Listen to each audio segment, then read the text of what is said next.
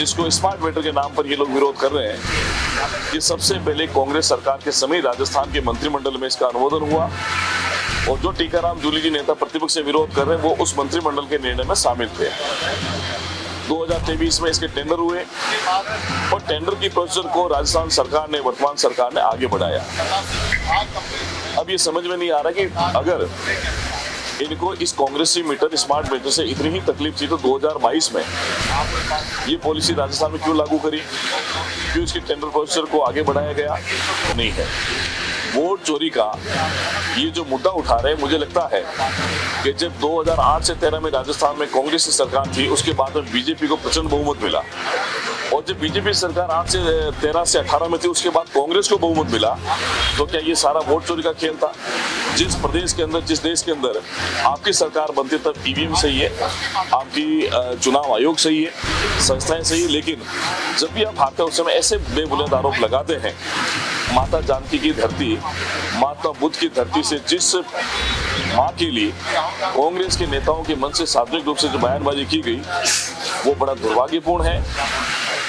कांग्रेस जब सत्ता में होती है कुछ निर्णय ऐसे होते हैं और उस निर्णय को ही कांग्रेस पार्टी जो विपक्ष में आती है उसका विरोध करती है। दुर्भाग्य है कि जब 2022 के अंदर कांग्रेस सरकार के द्वारा ही इन कांग्रेसी मीटर को राजस्थान की जनता के घरों में लगाने का निर्णय लिया गया था। ये कांग्रेसी मीटर, जिसको स्मार्ट मीटर के नाम पर ये लोग विरोध कर रहे हैं, ये सबसे पहले कांग्रेस सरकार के समय राजस्थान के मंत्रिमंडल में इसका अनुमोदन हुआ और जो टीकाराम जूली जी नेता प्रतिपक्ष से विरोध कर रहे हैं वो उस मंत्रिमंडल के निर्णय में शामिल थे। 2023 में इसके टेंडर हुए और टेंडर की प्रोसीजर को राजस्थान सरकार ने, वर्तमान सरकार ने आगे बढ़ाया। अब ये समझ में नहीं आ रहा कि अगर इनको इस कांग्रेसी मीटर, स्मार्ट मीटर से इतनी ही तकलीफ थी तो 2022 में ये पॉलिसी राजस्थान में क्यों लागू करी, क्यों इसकी टेंडर प्रोसीजर को आगे बढ़ाया गया। हमने तो सिर्फ पूर्ति सरकार के समय स्मार्ट मीटर लगाने की जो योजना थी उसको आगे बढ़ाया पारदर्शी तरीके के साथ में, लेकिन बीते 20 महीने में कांग्रेस के पास में कोई विशेष मुद्दा जनता के हित का नहीं बचा। इसलिए कांग्रेस के नेता जो कहते हैं वो कांग्रेस के कार्यकर्ता करते हैं। स्मार्ट मीटर लगाने में किसी भी जनता का कोई विरोध प्रदर्शन नहीं है। सिर्फ और सिर्फ कांग्रेस के जो नेता है, कार्यकर्ता है, वो अपने आप को राजस्थान की राजनीति में जीवित रखने के लिए, जनता के बीच में दिखाने के लिए इस प्रकार के प्रोपेगेंडा करते हैं जिसको जनता माफ नहीं करेगी।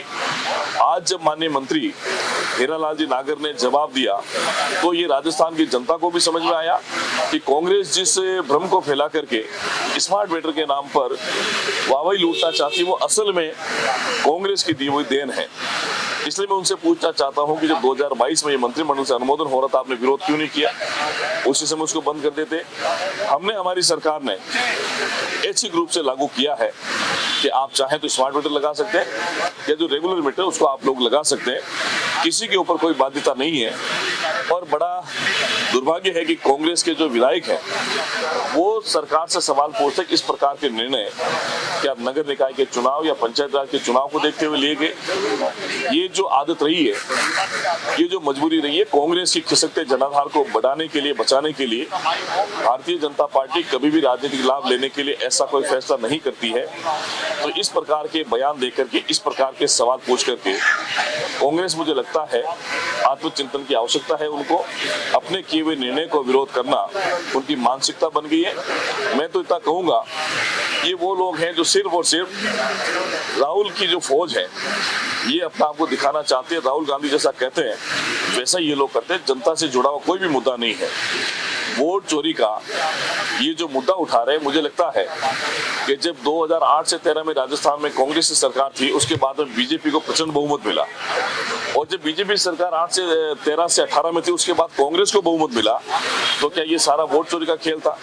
जिस प्रदेश के अंदर, जिस देश के अंदर आपकी सरकार बनती तब ईवीएम सही है, आपकी चुनाव आयोग सही है, संस्थाएं सही है, लेकिन जब भी आप हारते उस समय ऐसे बेबुनियाद आरोप लगाते हैं।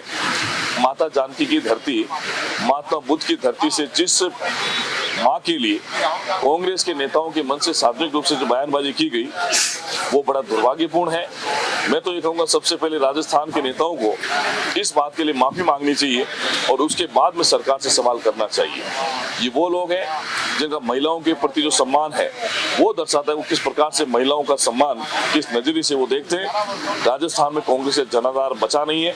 अपने आप को जनाधार बचाने के लिए और जनता के बीच में लाइमलाइट में आने के लिए अखबार में न्यूज के माध्यम से इस प्रकार की हरकतें करते इसको राजस्थान कभी माफ नहीं करेगा। आने वाले समय में पंचायत राज में हो चाहे नगर निकाय में हो चाहे कोऑपरेटिव सेक्टर में हो, भारतीय जनता पार्टी माननीय मुख्यमंत्री भजनलाल शर्मा जी के नेतृत्व में प्रचंड बहुमत के साथ में जीतेगी। इनको फिर से करारा जवाब भारतीय जनता पार्टी के कार्यकर्ताओं की तरफ से और आम जनता की तरफ से, आम मतदाताओं की तरफ से मिलेगा। धन्यवाद।